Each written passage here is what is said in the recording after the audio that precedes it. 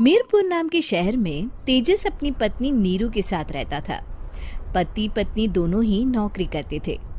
एक दिन तेजस गांव अपनी माँ के पास फोन करता है। हेलो, प्रणाम माँ। जीते रहो माँ, तुम दादी बनने वाली हो हैं? अरे वाह, ठीक है बेटा, मैं कल ही आती हूँ। जब माँ जी शहर पहुंची तो बेटे बहू ने बहुत अच्छे से स्वागत किया। लीजिए माँ जी, चाय। अरे गर्मा गर्म पकोड़े ले आओ माँ के लिए। नीरू रसोई में गई और 2 मिनट में ही पकोड़े ले आई। जी ये लीजिए। बहू जादू से बनाए हैं क्या?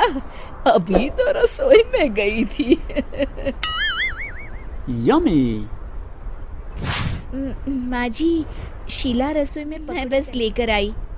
हे भगवान, मेरा धर्म भ्रष्ट कर दिया तूने। अब तो गंगा जल से शुद्धिकरण करना होगा। दूसरे दिन, माँ जी मैंने नाश्ता बना दिया है, ऑफिस जा रही हूँ। पर अभी तो घर का सारा काम पड़ा है। शीला आती ही होगी, झाड़ू पोछा बर्तन कपड़े वो सब कर लेगी। हमारे जमाने में घर का सारा काम हम ही करते थे। जी माँ जी, आप बहुत होशियार हैं, मैं घर ऑफिस दोनों नहीं संभाल पाती। तो जरूरत क्या है घर से बाहर जाकर चाकरी करने की? वैसे भी घर का काम खुद करने से घर में बरकत आती है, समझी? पर माँ जी। पर वर कुछ नहीं, इस महीने की पगार मिले फिर ऑफिस बंद है। हाँ। रात को नीरू तेजस से कहती है, सुनिए जी, माँ जी बोल रही थी कि मैं नौकरी छोड़ दूं। वैसे ठीक ही तो है, अभी तुम्हें आराम की जरूरत है। फिर भी आराम कहाँ, शीला को छुड़ाने के लिए बोल रही थी। तो अब 24 घंटे में इतना काम तो कर ही सकती हो। पर जॉब पसंद है मुझे, घर पर मन नहीं लगेगा। अगले दिन जब दोनों ऑफिस के लिए निकल रहे थे, मेरी तो कोई कीमत ही नहीं है इस घर में। माँ जी, आजकल महंगाई बहुत है, रहन सहन भी बदल गया है, दोनों नौकरी करते हैं तभी ठीक रहता है। अच्छा, तू कहना क्या चाहती है? मेरा बेटा तुझे बिठा के खिला नहीं सकता? तू ही इस घर का खर्च चला रही है, हैं? नहीं माँ जी, मेरा वो मतलब नहीं था। मतलब खूब समझती हूँ, ये बाल धूप में सफेद नहीं किए मैंने। हाँ। अब तो ये रोज का काम हो गया था। तेजस भी रोज की झिकझिक से परेशान हो गया था। एक दिन उसने कहा, नीरू, वैसे भी तुम्हें मैटरनिटी लीव मिलने वाली है, तो अभी से ही छुट्टी ले लो। पर क्या, मेरी सैलरी अच्छी खासी है। आखिर नीरू ने रिजाइन कर दिया। जब बच्चा हुआ तो घर में सब बहुत खुश हुए। कुछ दिनों बाद तेजस फाइल देख रहा था। क्या हुआ तेजस, कुछ परेशान लग रहे हो? हाँ, वो हमारी जितनी सेविंग्स थी वो तो हॉस्पिटल में और छठी के फंक्शन में खत्म हो गई है नीरू।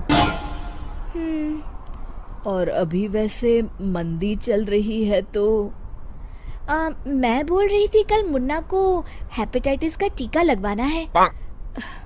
नीरू, क्या पोस्टपोन नहीं कर सकते? नहीं जी, बिल्कुल नहीं। अब तेजस को समझ में आ रहा था कि उससे गलती हुई है। पैसों की कमी का असर घर के माहौल पर भी पड़ रहा था। अगले दिन, बेटा मेरा चश्मा और ये दवाइयाँ ले आना, पर्चा देते हुए माँ जी ने कहा।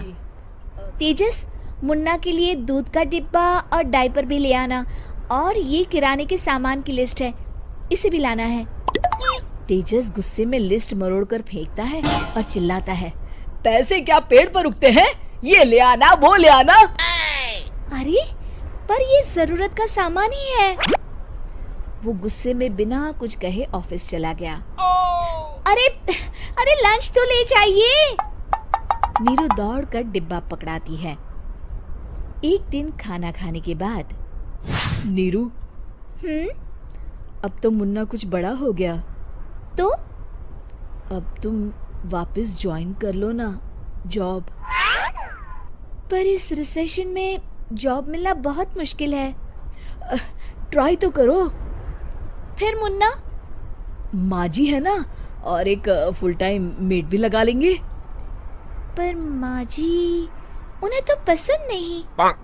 तभी माँ जी वहाँ आ जाती है और प्यार से नीरू के सर पर हाथ फेरते हुए बोलती है, अब मेरी समझ में आ गया बहू, पहले के और अब के समय में अंतर है।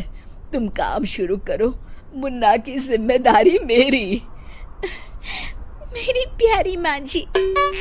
ये कहकर नीरू उनके गले लग गई। शिक्षा, परिवर्तन संसार का नियम है, हमें भी समय के साथ चलना चाहिए। उम्मीद है कि आपको हमारी ये कहानी पसंद आई होगी। कृपया हमारे चैनल को सब्सक्राइब करें और सभी अपडेट्स के लिए बेल आइकन जरूर क्लिक करें। और हाँ, वीडियो लाइक और शेयर करना मत भूलिएगा। Bye bye. रोहन माँ बाप का इकलौता बेटा होता है, लेकिन फिर किसी कारण से रोहन की मौत हो जाती है।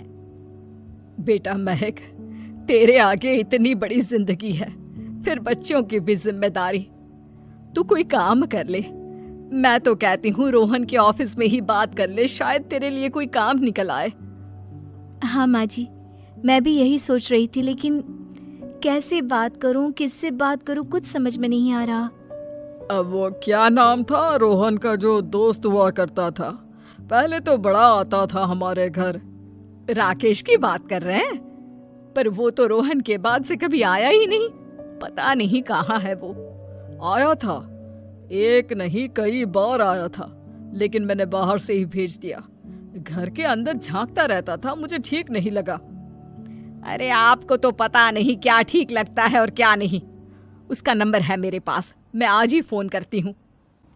सास राकेश को फोन लगाती है